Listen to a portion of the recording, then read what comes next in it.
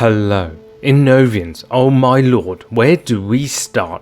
The earnings call sprung many surprises on us investors that if you were not braced for impact, you probably were left thinking WTF. This will probably be one of the most saddest drills I've done to date on Inovio, but honestly, is there any hope remaining for this biotech play moving forwards? Sometimes, when you're wrong, you just have to swallow the tough pill and move on, and that's life, and that is investing. This one hurts a lot, to say the least, but here's my honest take on the recent calamity that is the earnings call. Stay tuned for this and more. Keep it simple. Well. As anyone with two brain cells could piece together, in the current state of the wider market meltdown, anything other than positive news during an earnings call would likely cripple the stock. Just look at Cathie Wood favourite Unity that dumped 37% in one day on their earnings call, and that's just one example. And what about the most valuable company in the world? Falling more than 5% today, and quietly over the last week, it's down nearly 12%. Apple's market cap has now dropped close to $320 billion in a week. That is roughly one MasterCard and two Salesforces. Throughout much of this sell-off, Apple has been a pillar of strength, not so much anymore. I think lots of retail investors are bleeding right now, and although it's not exactly going to soothe the pain, just think on those kind of metrics, can one say that the 27% drop on Inovio stock is actually fairly decent? Hell no, and it's because of these bombshells that they unleashed on us in the earnings call. It's not fair at all to be an Inovian for this earnings call, although on Thursday the stock didn't really move, and as I'm recording this on Friday, it's bouncing back up 4% with the wider market going very green. So let's get into the call. Went over to Ben Matone, Senior Director of Investor Relations. Oh yeah, right. You mean the guy who won't respond to any emails from investors. You mean the guy who appears to do nothing. You mean this guy. I will now turn the call over to Inovio's President and CEO, Dr. Jackie Shea. Who? Dr. Jackie Shea. Oh my lord, CEO Jackie Shea, what the fuck is going on? This is bombshell number one, holy cow, what the hell are Inovio doing? This is big enough news to be a separate event entirely. Why they mix this into the earnings call and release is beyond me, and just reiterates the severity of the dysfunction that is the management. Well, I don't know about you, but I casted my vote. As the COVID-19 pandemic evolves towards the endemic phase, the need for booster vaccines to protect against severe illness and death represents a growing and strategic opportunity. In light of this, we now believe that Inovio can have the greatest impact and serve the most pressing public health needs by focusing our COVID vaccine on our heterologous booster strategy. And this is where a different vaccine is used to boost a primary vaccination. Fuck my life. Bombshell number two. I already see where this is going. If I did not already read the press release earlier, she did just literally tell us that they will now solely focus on INO 4800 as a booster vaccine. In my view, this is crazy bearish. Why? Because forget the size of the booster market, but isn't there one logic that runs throughout? If you've taken your first few doses, say you took BioNTech, would you likely take a 4th, 5th or 6th shot in the future of the same vaccine? Or would you switch to a new DNA type that is actually not approved in itself as a vaccine? This makes zero sense, and I would believe the majority of the world population would stick to the vaccine that they took first, or at the very least change to a vaccine that in its own right has full approval for vaccination against COVID-19. As we shift to prioritize our heterologous boost strategy, we will discontinue our global phase 3 Innovate trial. And there you have it. This for me is the most bearish move I've witnessed since being invested in this company, period. Even worse than the FDA clinical hold or the DoD funding pullout, let alone the consistent delays with all the trials. They finally initiated the Innovate in 8 countries? Then they went ahead and changed the endpoint, do you remember that? To severe disease only. Now they are discontinuing it. What the fuck are they doing? It only suggests that they have potential preliminary results which are not good, and they are keeping this under wraps. Anyway, that's what it feels like, right? We believe this shift places Inovio's COVID-19 vaccine in a stronger strategic position to contribute to public health initiatives for COVID-19 going forward. It also allows us more flexibility in continuing to develop our DNA medicines platform. What platform? Holy cow. Inovio still has zero commercialized product.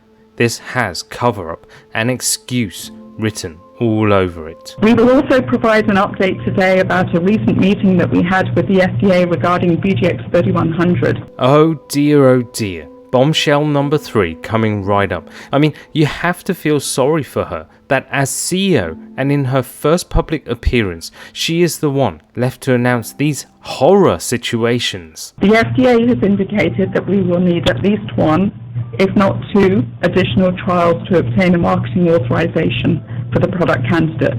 2 more trials. Kill me now, please. Just end me. What have we been told by the former CEO all these years?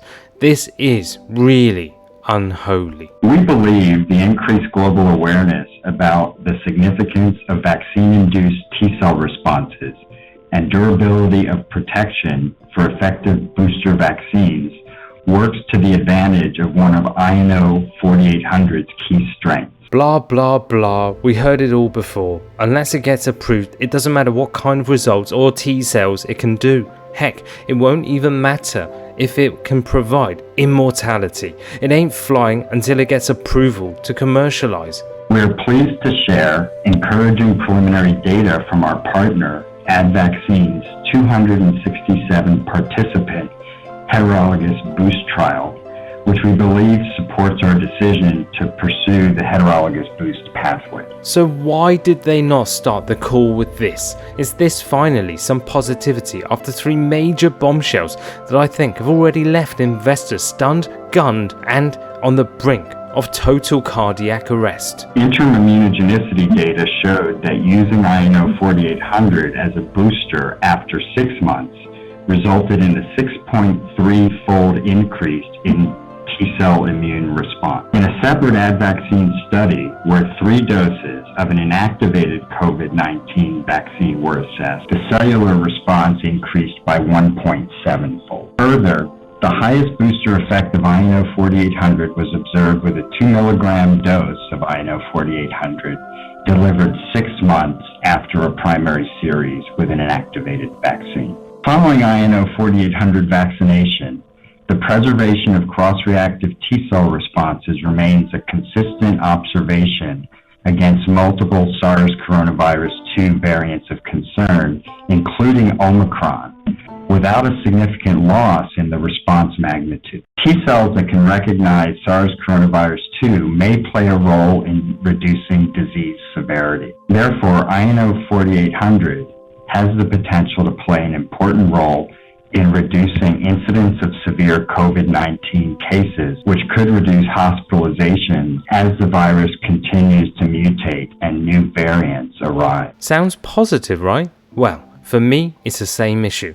What was once a potential game-changing vaccine against COVID-19 has now been reduced to a booster vaccine only. I can only imagine the results they must have had behind closed doors are not what they promised. The issues I have already mentioned will, in my view, make this even more unviable. This is a sad day, and in the coming months I will not be surprised if they totally drop INO 4800 from their pipeline altogether. We're planning to expand our partnership with AdVaccine with an expanded focus on heterologous boosting and new constructs covering future variants.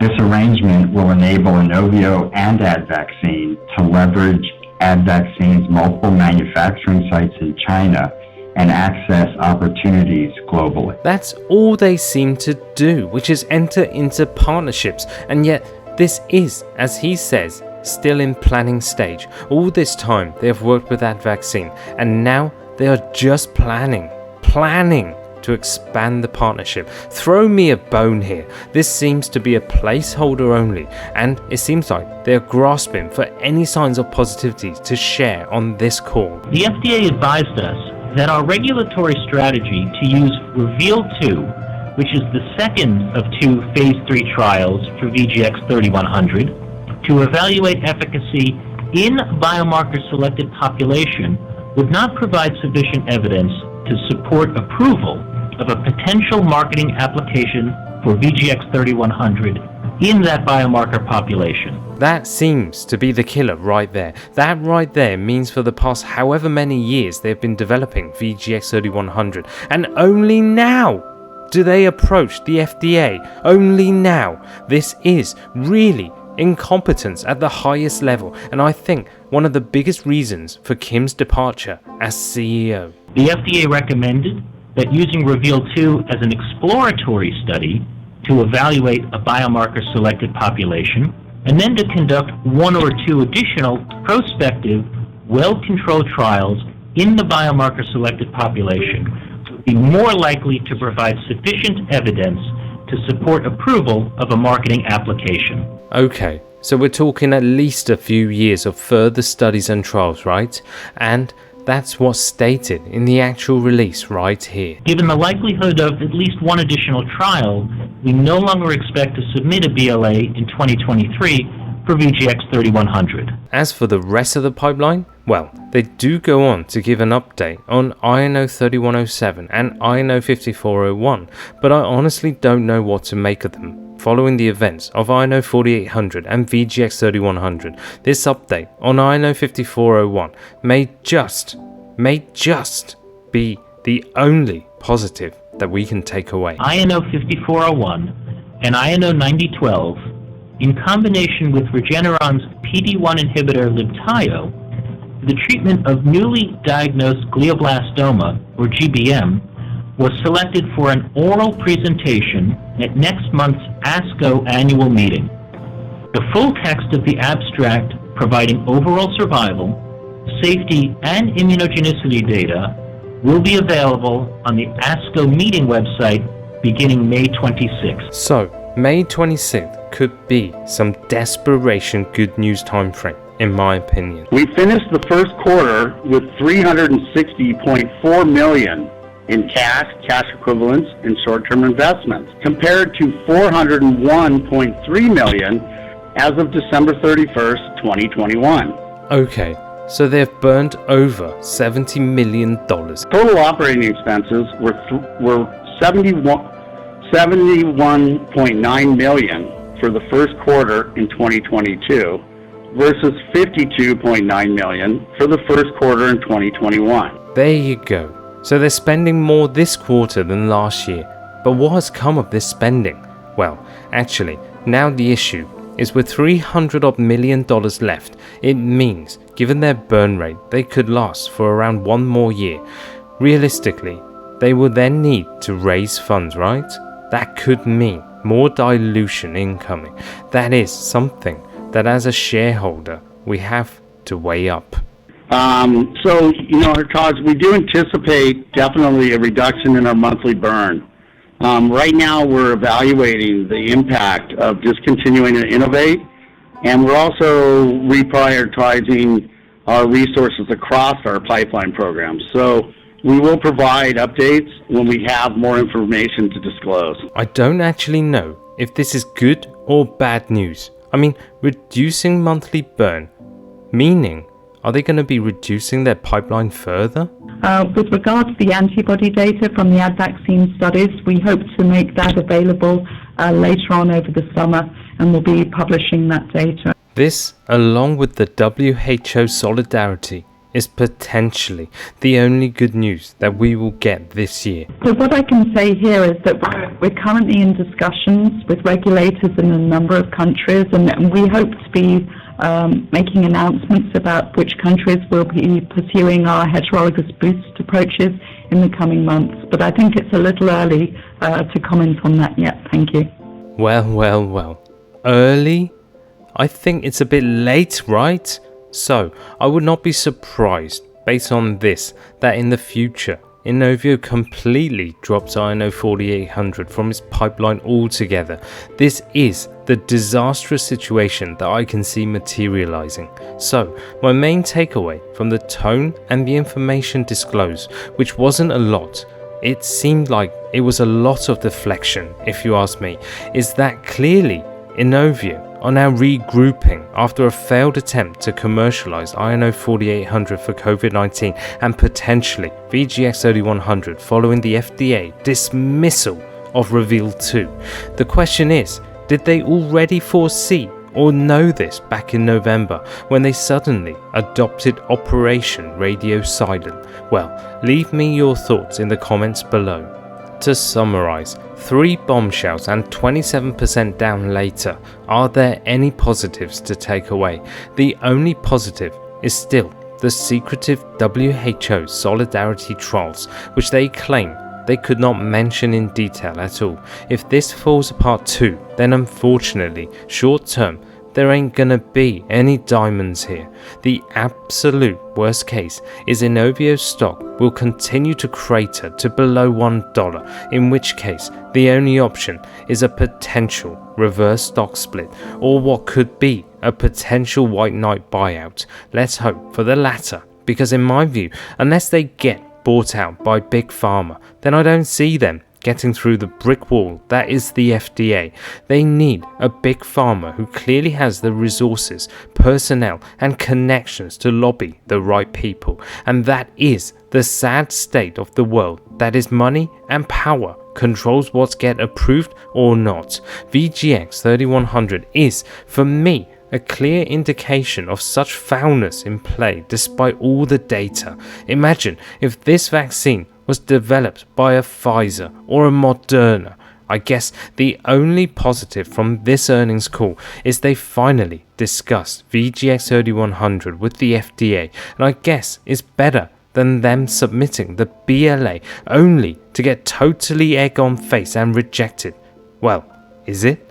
I leave that for you to ponder. Thanks for watching, and please note, I am now coming to terms with the fact that my DD on Inovio may well be entirely based on smoke and false promises and or premature based on the information presented, and that hurts, but it doesn't mean I will exit or sell out right now. Clearly, there are huge issues to be resolved, but with the change of CEO, and I think she deserves a chance, and hopefully more management changes to come, then Inovio may well be able to recover in the long run.